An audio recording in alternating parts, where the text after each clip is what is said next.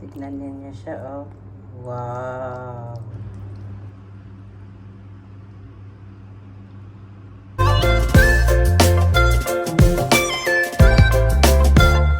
Good morning, everyone. Today's video, magluluto tayo ng pasta gamit ang mga ingredients na nandito sa harapan ko. Samahan niyo po ako.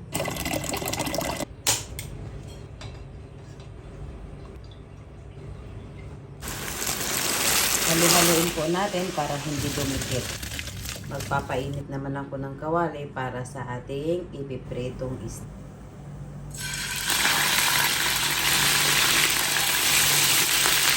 Gusto na rin po yung ating isda, kaya kukunin na natin. Ngayon naman po, i-prepare na natin itong ating sibuyas. Lagay na tayo ng sibuyas. Sunod na rin natin yung bawang. Lagay na natin yung isdang pritong isda. Konti lang po ilalagay natin kasi itatoppings natin yung iba mamaya. Maglalagay po tayo ng paminta. Asin. Ayan, konti lang po. Meron na po ako ditong coconut powder. I-dissolve lang natin ito. Maglalagay lang po tayo ng tubig dito. Yan, i-dissolve lang po natin ito. Ngayon, lalagay na po natin tong gata. Ayan, kumukulo na siya. Ngayon naman, titikman ko kung tama na yung lasa. Wow, maalinamnam. Hinaan ko lang po yung apoy niya. And then, i-add ko na yung sibuyas na sinap ko kanina. Ayan. Haluin natin ito. Tapos, maglalagay tayo ng vinegar. I think 2 tablespoons. Then, hayaan lang siya. At ito na po, okay na. Hinayaan ko lang ito ng mga 30 seconds to 1 minute, mga ganon. Mix lang natin siya para i-absorb nung noodles yung gata na inilagay natin. Ayan.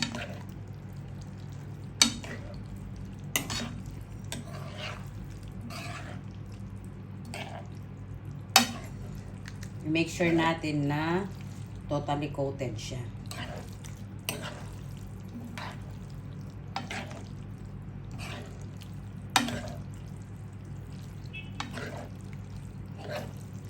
Tapos, hinaan na ng hinaan yung tubig, yung apoy. Sorry.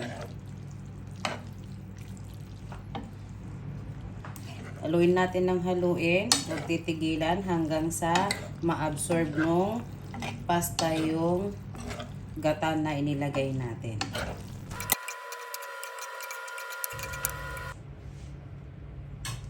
Isasali na po natin sa ating lagayan.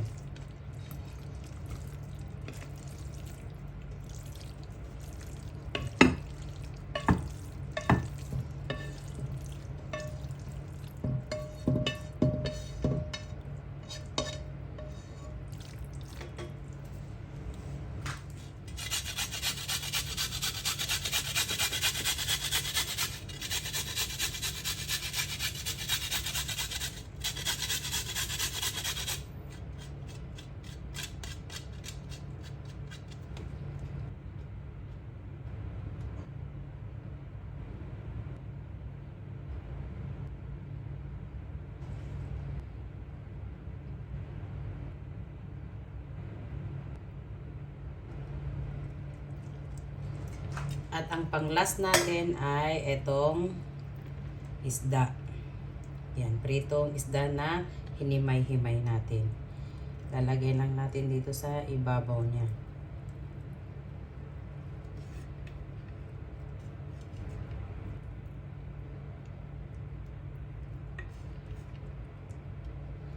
Ayan, yummy!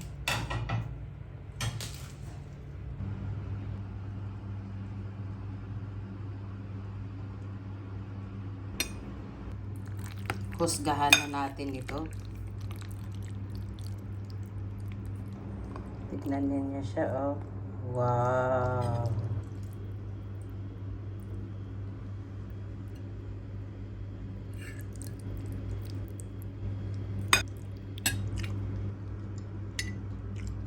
chili paste, chili oil.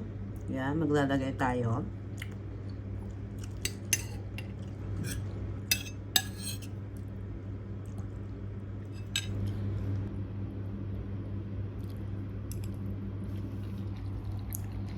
Ang sarap po niya.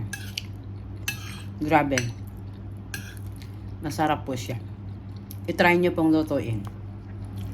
Maglalagay ako ng chili paste sa tuwing isusubo ko kasi masarap kung medyo maanghang-anghang. Oil niya lang yung kinukuha ko madalas. Yan. Masarap po siya. Yummy. Grabe. Iba yung alinamnam niya.